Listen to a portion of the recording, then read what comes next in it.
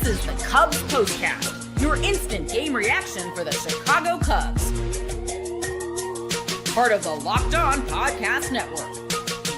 Your team every day. What's up, everybody? Welcome into the Locked On Cubs Postcast here on the Locked On Cubs YouTube channel. Joe George here with you after every single Cubs game, and the Cubs get shut out by the Brewers 4-0. We're going to get right into it because the main story of today's show is going to be Shota Imanaga and him leaving the game early for the second straight game, and that will be our turning point of today's game. Time to reveal where the game was won or lost. It's the turning point.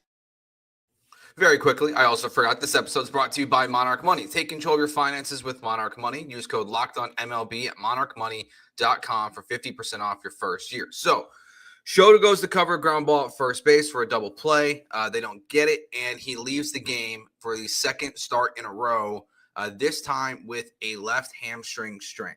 So obviously there's concern here, right? It's not just that Julian Merriweather comes in, wild pitch. We're going to get into all that, what happened after with him and who you trust in the bullpen to come in when it's not a clean inning, because that is an important conversation today as well. But Shota leaves the game, and your hope is that it's just cramping again. And it's just like, well, what's going on with this guy that 2 weeks in a row he's going to cramp up and leave a game? Instead, they say it's a left hamstring strain. By the time this show's over, we'll have heard from Craig Counsell, I'm sure, probably right as soon as we wrap up, about how bad it really is. But obviously, you've already lost Justin Steele for the season. You've gotten really good performances from Jamison Tyon, who just had a quality start, Ben Brown, who just had a quality start, Colin Ray's been good for you. But to lose Justin Steele and then now have Shota have this hamstring issue, which regardless it's an issue. Like, even if he makes his next start, and hamstrings are weird. He can miss he can make his next start. He can just be pushed back a couple days. He might miss a month. Like, we'll have to wait and see. But hamstrings, we all know, being fans of sports, they're all over the place. And it's hard you can't predict what's going to happen here. My gut inclination, honestly, is just put this guy in the 15-day IL, no matter what. Even if it's just a minor injury. He's left his last two starts early. Something's clearly off with him just a little bit, and he was excellent in this game until he left. I mean, that's why it's the turning point of the game, not just because he's injured, but it's him having to leave, Merriweather having to come in, and it falling apart, where if they just happen to get that out, even if he leaves the game early, maybe the Cubs find a way to win this game somehow. Maybe the momentum changes in the Cubs' favor there, and, it doesn't take until the top of the ninth inning to get a runner on third base for the first time. Because obviously the focus is going to be on the pitching there, and what happened with the bullpen. But it's a tough situation to have your starter leave twice in his last two starts with hamstring injuries. You got to think that an IL stint feels logical at this point. And again, I would say I would just put him on the injured list, because this is now, it's concerning that two starts in a row he's having to leave early for hamstring issues. So you don't want to push it, because thankfully, like, if it's not a long-term injury, like, you'll get him back at some point this season. And even if it's a short-term injury, like, you'll get him back. So it's not like, it doesn't feel like this is a season ender or anything like that. There's no reason why to panic, in my opinion, because look, and I'm making assumptions here, and we know what happens when you make assumptions, but he walked off the field. So I'm not going to sit here and act like it's doom and gloom panic, but it's still not great seeing Shota leave this game like he did. So we have to wait and see what happens, but it kind of raises the questions of who do you bring in that situation? We're going to get to here in a second. But first is what if he's out for a start, what's the response? Who do you call up? Because there's a couple really easy options, I would say. Your first one, we'll stay with the major league roster first, okay? Chris Flexen. That's probably the easiest option if you don't want to call someone up. If you don't want Wicks to come up, that's your first option that you have, is just Flexen moves into the rotation, and that's step one, even if it's just for one start. Option two, I would say, is Cade Horton. He's on the exact same rotation, schedule. He pitched today in Iowa in AAA, 6 innings, 1 earned run balls, what I think they said on the broadcast. So he's in rotation to be the guy if you need to. So Cade's an option. I think that's the one that I would like to see. Honestly, I'm just ready to see it. I'm excited to see it. We've been hearing about Cade for a while. Cubs fans are excited. And if this is how he ends up having to make his major league roster spot, yeah, it's probably earlier, than the thought, than we thought it was going to be. this season, but Cade coming up now would make a ton of sense right now to come up to make this roster and to take over the start. Jordan Wicks could be an option so far of the three. That's my least favorite one. I'm not a big Wicks guy. I'm not a big believer in him, but that is an option you can go through. And as the chat is suggesting, make a trade right now. Yes, if you could go out and get, Sandy Alcantara, as Gary says here, yes, please, like find a way. But unlikely. Of the four, it's the least likely of all these scenarios that's going to happen. My guess is it's Flexen or Cade, whichever one they feel more comfortable with. But again, I would like to see Cade, even if it's just for one start and he's back down to AAA and Shota only misses one start, then that's totally fine with me. I'm all for that at this point. So you have a lot of options of what you can do, and we'll see how bad the diagnosis is. I mean, obviously, we're here as soon as the show ends, so counsel hasn't met with the media just yet. But, if it is long-term, it does raise a different question. That's where I think Cade's probably the more logical answer of the three guys. If it's a long-term injury, if it's more than a 15-day IL stint, if it is 15 days, then, I'd be fine just letting Cade come up here, get 2 or 3 starts, whatever ends up being, and, see what he's got. And hopefully he just pitches well enough if he has to come up to stay up here on the big league roster, because it's just another weapon that the Cubs could have at their disposal and would be a bright spot, again, after a bad injury for Steele and TBD with Shota. Now, it's also the turning point of the game when he leaves because of what happens after. So Merriweather comes in, wild pitch, run scores right away. He gets hit around a little bit, and that's ball game. The Cubs offense was not good in this one. They got, frankly, dominated. They struck out, ended up being 11 times in this game. Freddie Peralta was incredible, as he always is against the Cubs, it seems. 6 innings pitched, 4 hits, no earned runs, 7 strikeouts, and a walk. And then the Brewers bullpen got 4 strikeouts themselves after that. So, there was a glimmer of hope when you got him out in the 7th, and maybe you can get some damage in. But the Brewers pitching staff always seems to be pretty solid, even though the Cubs have obviously beat them around in the first 2 games of the series. But Peralta is obviously excellent. You talk about dream trade scenarios in down the road, he has to be up there on the list. I know interdivision trades seem to be a little more challenging and a little more unrealistic or unlikely to happen, but he'd be towards the top of my list as the Cubs try to expand eventually and add to the rotation, especially, again, if Shota's out for a significant amount of time, which we don't know as we're live right now, the severity of it. And my guess is the Cubs don't know as of right now the severity of it. But Merriweather comes in. It's not good. And it kind of just raises this question, I think, watching the game is who do you trust when the inning's not clean? Because I see some comments in the chat it should have been Palencia. Well, Palencia didn't do well. I mean, now he did okay, but when he had to step in, he walked the first batter and gave up a run as soon as he came in for Shota as well. So I would say Palencia is on my short list of guys, but I think even Porter Hodge has not been great so far this season in terms of coming in when it's not a clean inning. And look, that's one of the hardest jobs, if not probably the hardest job for a pitcher in all of baseball. But I don't know if I trust anyone in this situation.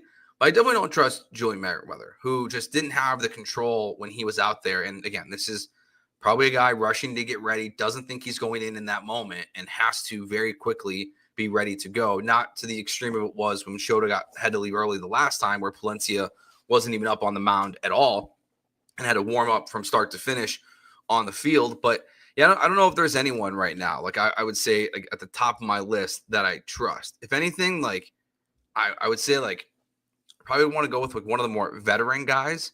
I don't disagree with this take here from Richard here in the chat. Says Merriweather was the correct choice. He just wasn't good today. Yeah, I don't totally disagree.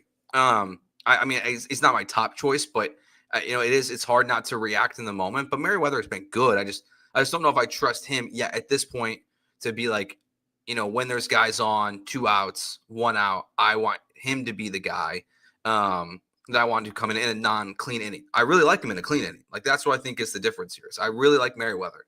But in a situation like today, I just think he left a little bit to be desired out there. So we'll wait and see what's going to happen for the Cubs, because obviously the focus is frankly just on what's happening. I think I saw someone else say they're 1-5 on Sundays. That's tough. Sunday wins are supposed to be fun. Start the week off right. They start the week off in the wrong direction. But yeah, I mean, we'll see. But it's just one of those games where, yes, you lost, you won the series, but it feels a little it feels like the you don't get to enjoy it as much, losing the last game of the series in Wrigley North, and then obviously with the injury that happened. So we'll wait to see. We'll see it before we wrap up today if we get an update. So we'll take a break. We'll talk about the offense performance that we saw in this one. Kind of the Jekyll and Hyde of Seiya Suzuki was back today. So we'll hit on all that next year on the Locked On Cubs postcast on the Locked On Cubs YouTube channel. Ever check your bank account and wonder where did all my money go? Between dining out, online shopping, and entertainment, it's easy to lose track. That's where Monarch Money comes in, your personal CFO, giving you full visibility and control over your finances. Monarch Money isn't just a budgeting app, it's a complete financial command center so you can track all your accounts, investments, and spending in one place. Stop managing your money and start building your wealth. It's got that all-in-one convenience. You don't need multiple apps to get through everything. All of it is right there for you on Monarch Money. Take control of your finances with Monarch Money. Use code LOCKEDONMLB at monarchmoney.com for 50% off your first year. That's monarchmoney.com. Code LOCKEDONMLB for half off your first year. Today's show also brought to you by Upwork. Scaling your business requires the right expertise at the right time. With Upwork, you can find specialized freelancers in marketing, development, design, and more. Experts ready to help take your business to the next level. Upwork gives businesses flexibility by connecting them with top freelance talent across multiple industries, including IT, AI, web development, and marketing.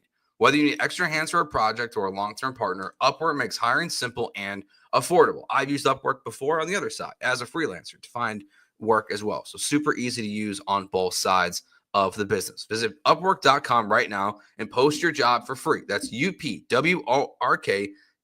Upwork.com to connect with top talent and grow your business today. So the Cubs, obviously, is Shota getting hurt, everything that happens in the game there. But like the offense also did a nothing burger in this game.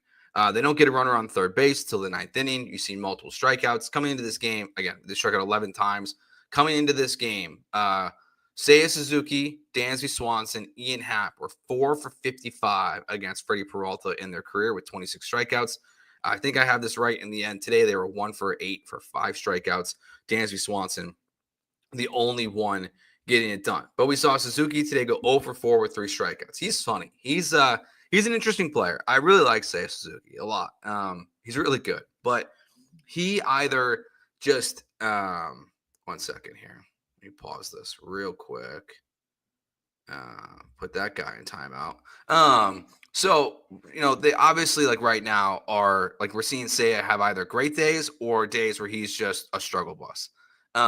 He's either, it feels like hitting doubles and homers or he's striking out a lot. Not a big deal either way.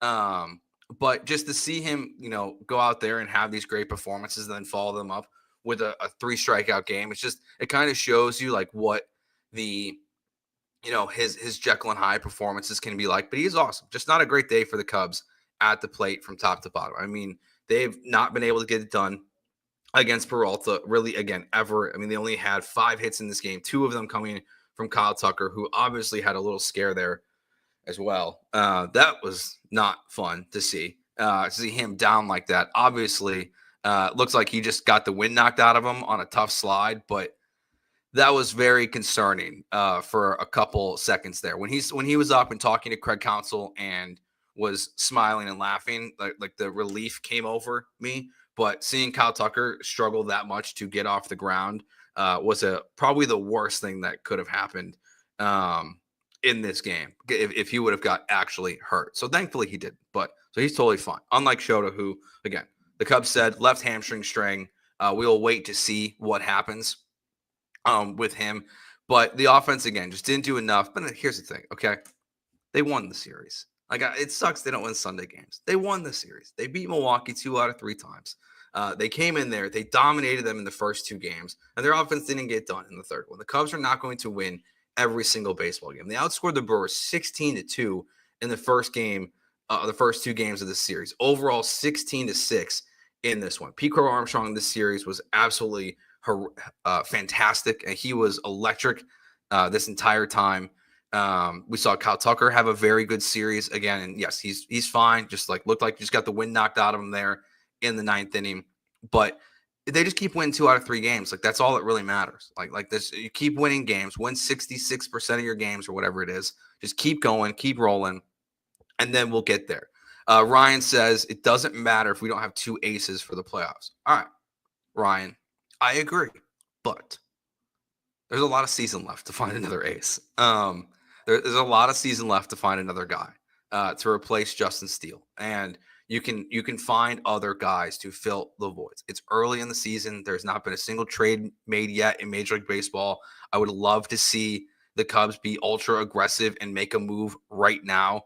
They're not going to. So it's my hope is, again, how we started the show, I'm hoping Cade is the guy that if Shota has to miss a start or 2 or 3, which my gut tells me he will, you don't leaving 2 starts in a row, like, just give the guy a couple days off to get his body right and then get him back on the mound. No big deal. You can last 3 weeks without Shota. You don't want to be 3 months without him. That to me is the difference. So we'll see what happens with Shota Imanaga. We'll be back live tomorrow as well after they open up their series against the San Francisco Giants. Again, a reminder, programming note, we'll be taking a quick 4-game pause on the postcast shows from Tuesday through Saturday because I will be traveling back to Chicago for a conference that I'll be going to. I will be at the game on Wednesday, so if anyone's there and you see me, come say hi. Maybe I'll buy you a beer. We'll see. See how many of you find me. But that will do it for us today. Thanks for watching. We'll talk to you tomorrow after the Cubs game against the Giants, and peace.